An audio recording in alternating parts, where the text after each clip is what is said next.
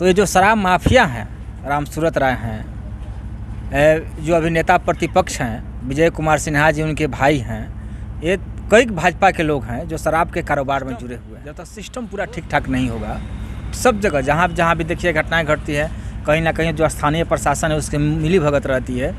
तो जब तक सिस्टम ठीक ठाक नहीं होगा तब तक शराबबंदी सफल नहीं होगा।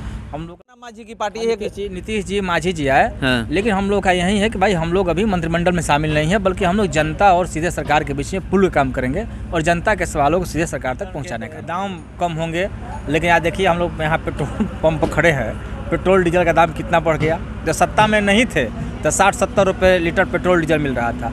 गैस सिलेंडर 350 रुपये था, आज 1200 रुपये गैस सिलेंडर हो गया। पहली में पूरे गांव के लोग एकजुट हैं, सब लोग।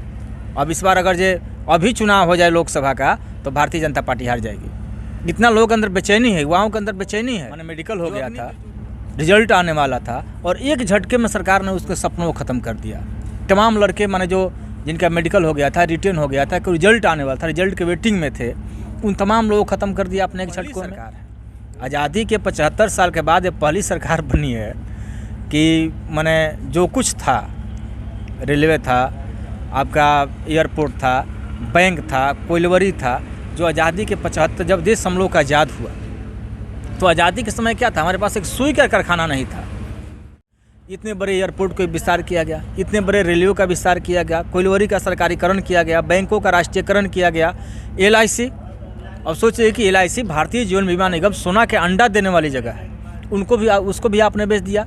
तमाम चलिए, मैं अभी मौजूद हूँ, ये आरा लोकसभा है और हमारे साथ एक ऐसे शख्स हैं जो 2019 में आरा लोकसभा के महागठबंधन के प्रत्याशी थे, राजू यादव जी हैं। चलिए मैं इनसे सीधे जुड़ता हूँ और जानने का प्रयास करूँगा जो बिहार में अभी शराबबंदी पे जो माहौल बना हुआ है, शराबबंदी को लेकर के राजनीति हो रही है, उसी पे मैं बात करने का प्रयास करता हूँ। IBN 7 भारत में आपका स्वागत है जी, धन्यवाद। अभी आप देख रहे होंगे कि जिस तरह से छपरा में जहरीली शराब से मौत हुई है और बिहार में शराबबंदी है, इस पर राजनीति शुरू हो गई है, चाहे वो कुमार हो वो कर रहे हैं और बीजेपी दोनों तरफ से हो गई है। देखिए, सवाल यह है कि जो छपरा में घटना घटी वो जितना भी उसकी निंदा की जाए कम है। और हम लोग की पार्टी भाकपा माले ने मांग की थी कि तमाम लोगों को मुआवजा मिलना चाहिए और आज सरकार ने घोषणा भी की है कि सब लोग को हम मुआवजा देंगे। दूसरी बात जो शराब को लेकर के जो है कि इसके पहले भी घटनाएं घटी थी जब भारतीय जनता पार्टी के लोग सत्ता में थे, और जो लोग हल्ला मचा रहे हैं आज, खुद जो इनके रामसूरत राय जो शायद औराई से MLA हैं, विधायक हैं, पिछली सरकार में कैबिनेट मंत्री थे, उनके कॉलेज से शराब पकड़ा गया। तो ये जो शराब माफिया हैं, रामसूरत राय हैं, जो अभिनेता प्रतिपक्ष हैं विजय कुमार सिन्हा जी उनके भाई हैं, ये कई भाजपा के लोग हैं जो शराब के कारोबार में जुड़े हुए हैं। तो सरकार को इन तमाम जो बड़े कारोबारी हैं इन पर कार्रवाई करनी चाहिए। तो इन पे कार्रवाई नहीं होती है, कार्रवाई उन पे होती है जो पी करके सड़कों पे मिल जाते हैं या छोटे छोटे जो हैं इधर गांव देहात में शराब बेचते हैं, उन पे कार्रवाई होती है। इन बड़े माफियाओं पे क्यों नहीं कार्रवाई होती है? क्या सरकार भी साथ में है? यह हम लोग को मांग है कि जो रामसूरत राय जैसे लोग हैं, ऐसे लोगों पर सरकार को कार्रवाई करनी चाहिए। और जो घटनाएं घटी छपरा में, वो जो सिस्टम है अभी सरकार का सिस्टम फेलियर है, और यह कोशिश है, हम लोग को मांग है सरकार से कि सरकार सिस्टम को ठीक ठाक करे और ऐसे तमाम दोषी जो चाहे प्रशासन के लोग हों चाहे कोई हो, शराब माफिया हो, उनके ऊपर कार्रवाई सरकार को करनी चाहिए। आप कार्रवाई करने की मांग कर रहे हैं और यहाँ पर नीतीश कुमार खुले तौर पे कहते हैं कि जो पिएगा वो मरेगा। अब नीतीश जी बोले हैं तो हम तो सुने नहीं हैं उनका बात, कहाँ बयान है, पूरे सदन में बोले हैं। तो हम नहीं देखे, हम सुने, हम सदन में बोले हैं। उस चीज को आप कैसे देखते हैं? क्या बोलना चाहिए एक मुख्यमंत्री को, इस शब्द का प्रयोग करना चाहिए? सदन में हो सकता है बोले होंगे, लेकिन सदन में तो हम है नहीं, सदन के सदस्य है नहीं, और हम देखे भी नहीं ना सुने हैं किस तरह से मुख्यमंत्री जी बोले हैं। तो इस शराबबंदी को लेकर के ये कहा जा रहा है इसको चालू कर देना चाहिए, आपके नज़रिए से क्या होना चाहिए? देखिए, शराबबंदी जो है, शराब तो माने कि बंद है, अच्छी बात है, और शराब को बंद ही रहना चाहिए। लेकिन जो पूरा जो सिस्टम है, जब तक सिस्टम पूरा ठीक ठाक नहीं होगा, सब जगह जहाँ भी देखिए घटनाएं घटती है, कहीं ना कहीं जो स्थानीय प्रशासन है उसकी मिली भगत रहती है। तो जब तक सिस्टम ठीक ठाक नहीं होगा तब तक शराबबंदी सफल नहीं होगा। हम लोग को लगातार इस सरकार से मांगे जो सिस्टम है, जो व्यवस्था है, उस व्यवस्था को ठीक किया जाए, उस तंत्र को मजबूत किया जाए, तब जाके पूर्णतः शराबबंदी बिहार में। गठबंधन में होते हुए भी सरकार में नहीं है, क्यों? अब तो हम लोग महागठबंधन में हैं, महागठबंधन के पार्ट हैं, लेकिन हम लोग की पार्टी शुरू में ही कहा था जब सरकार बनी थी महागठबंधन की। नीतीश जी तो चुनाव के बाद आए, जब चुनाव के बाद आए सरकार बनी तो हम लोगों ने ये कहा कि भाई हमारी पार्टी भाकपा माले, हम जनता और सरकार के बीच में पुल का काम करेंगे, जनता के जो सवाल है उस सवाल को सीधे सरकार के पास पहुंचाने का काम करेंगे।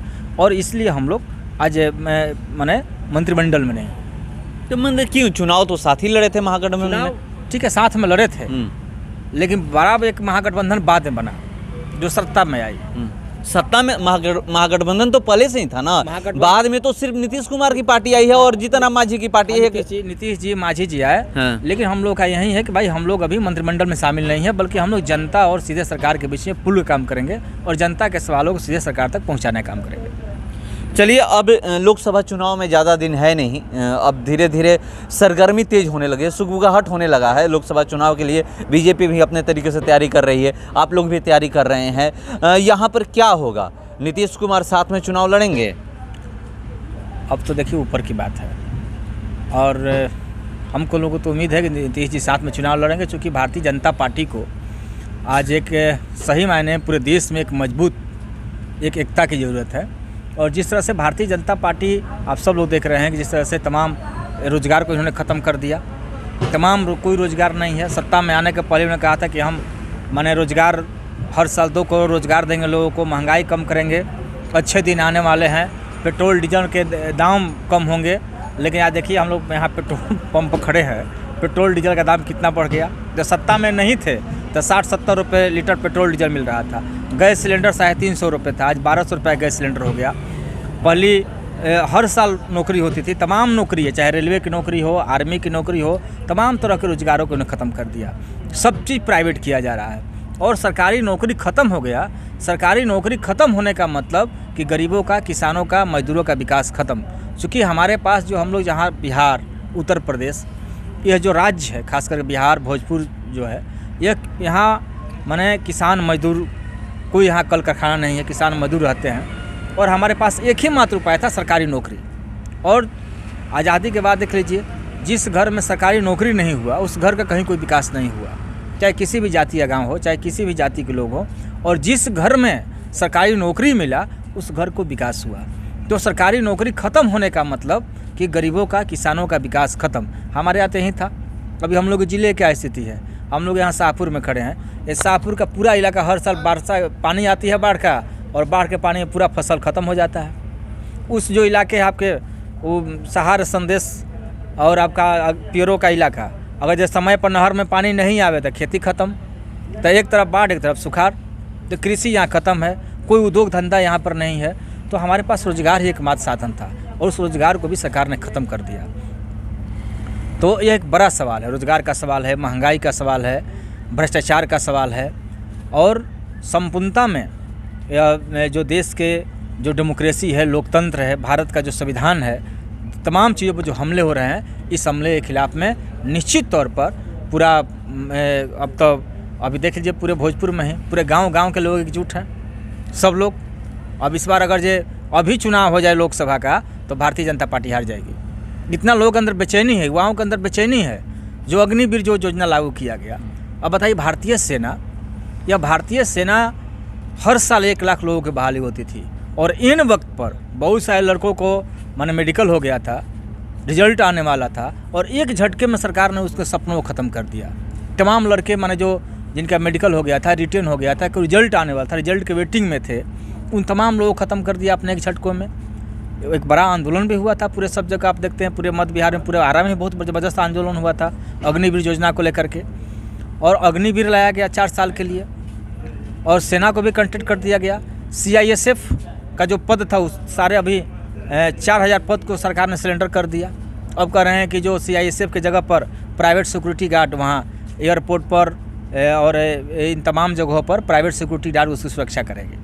तो तमाम नौकरियों को ख़त्म कर रहे हैं, तमाम रोज़गार को ख़त्म कर रहे हैं, धंधे को ख़त्म कर रहे हैं, सब चीज़ को बेच रहे हैं। यह पहली सरकार है आज़ादी के 75 साल के बाद, ये पहली सरकार बनी है कि माने जो कुछ था, रेलवे था, आपका एयरपोर्ट था, बैंक था, कोयलवरी था, जो आज़ादी के 75 जब देश हम लोग का आज़ाद हुआ तो आज़ादी के समय क्या था, हमारे पास एक सुई का कारखाना नहीं था, लेकिन देश की जनता ने, मजदूरों ने, किसानों ने 1 रुपया कमा करके भारत सरकार को टैक्स दे करके इतने बड़े एयरपोर्ट को विस्तार किया गया, इतने बड़े रेलवे का विस्तार किया गया, कोयलवरी का सरकारीकरण किया गया, बैंकों का राष्ट्रीयकरण किया गया, LIC।